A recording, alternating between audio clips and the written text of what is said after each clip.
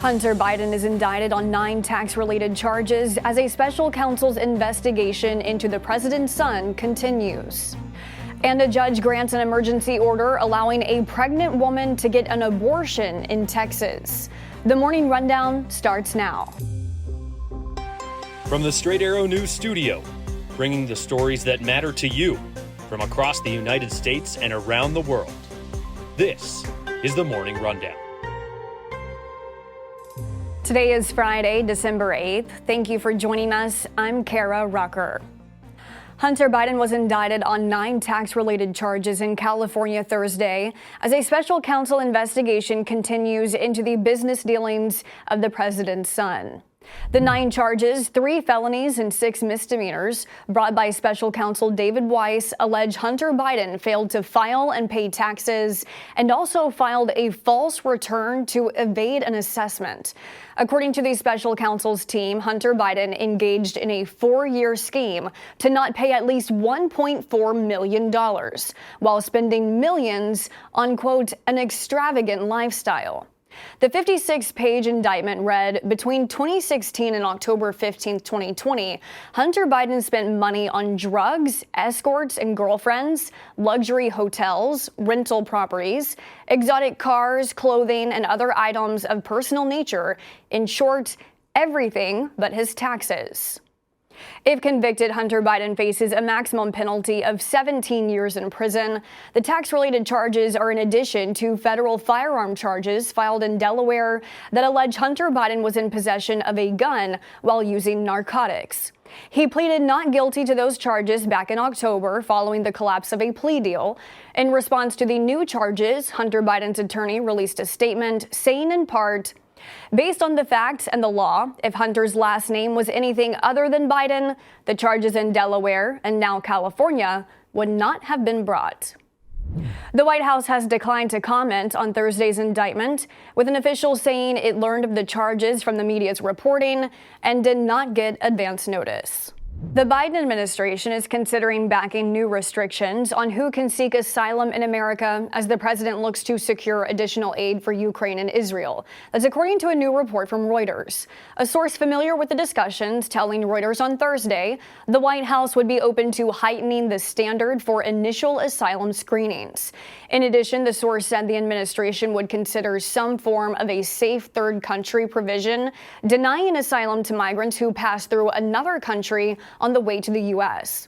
With only a week left before Congress departs for Christmas break, the White House is trying to come to an agreement with Senate Republicans over Ukraine aid while confronting the rising numbers of migrants crossing the U.S. border illegally. Earlier this week, Senate Republicans blocked the $110 billion emergency package requested by the president, arguing it failed to address stricter border security measures. According to a statement from a White House spokesperson, the president has said he is open to compromise. A Texas judge ruled in favor of a woman who says she is in need of an abortion after her fetus was diagnosed with a genetic abnormality that typically leads to a miscarriage, stillbirth, or death soon after birth. Texas law bans abortions under nearly all circumstances, bans that went back into place following the overturning of Roe v. Wade by the Supreme Court in June of 2022. Under the law, anyone who performs an abortion could face felony charges punishable by a sentence of up to life in prison. In this case, the Dallas mother, who is 20 weeks pregnant, filed for a temporary restraining order that would block the state's abortion ban. The emergency order was granted by a judge on Thursday. Attorneys for the Dallas mother also argue she has already undergone 2 C-sections for her 2 children, and another C-section could put her at risk of serious medical issues. Still, even with Thursday's ruling, the Texas Attorney General has threatened that anyone who performs the abortion would be prosecuted and could face civil and criminal liability under Texas abortion laws. The son of U.S. Senator Kevin Cramer has been charged with manslaughter after a police chase ended in a high-speed crash, killing a deputy in North Dakota. 42-year-old Ian Kramer was charged on Thursday, one day after police allege he attempted to flee from authorities, leading them on a chase hitting speeds over 100 miles an hour. According to police, the chase began after Ian Kramer's mother brought him to the hospital after concerns about his mental health. Ian Kramer took the car and crashed through a door to get out of an enclosed ambulance bay.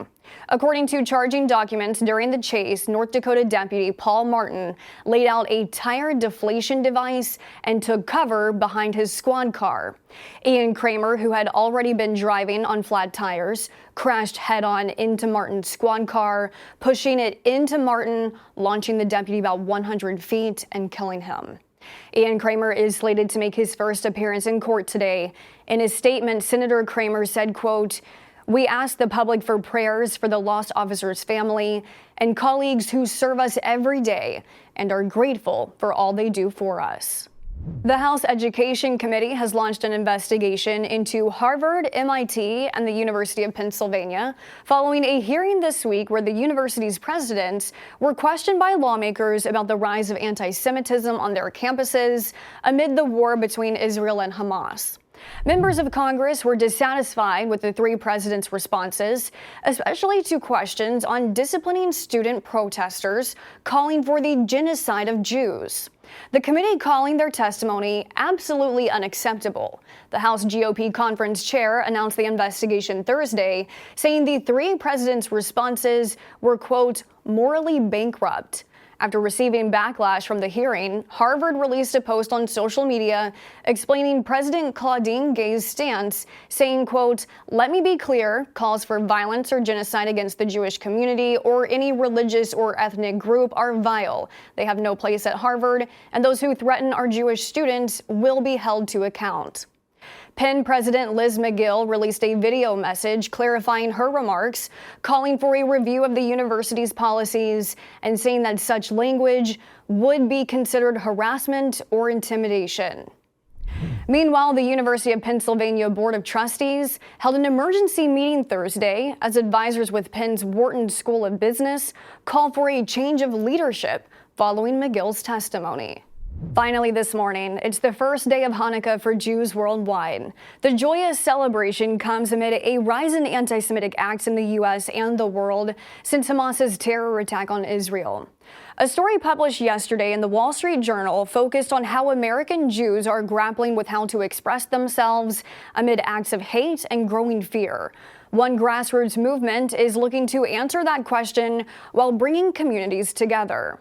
It's called Project Menorah, and it was started by a single father in California whose 6-year-old son asked if they could decorate their home for Hanukkah. Adam Kolbersh said he was reluctant to do so due to the rise in anti-Semitism. When he shared his story with his friend Jennifer Marshall, who is not Jewish, she had an idea and told him she'd put a menorah on her window to show, quote, "You are not alone." The movement has since gone viral on social media, with Kolbersh saying he's hearing about Project Menorah from people all over the U.S., as well as France, Australia, Germany, England, and other countries. Those who want to participate can either go out and purchase a menorah or print one from Project Menorah's website. These are your top stories for this Friday. Don't forget to head over to san.com/rundown to sign up for our Morning Rundown newsletter.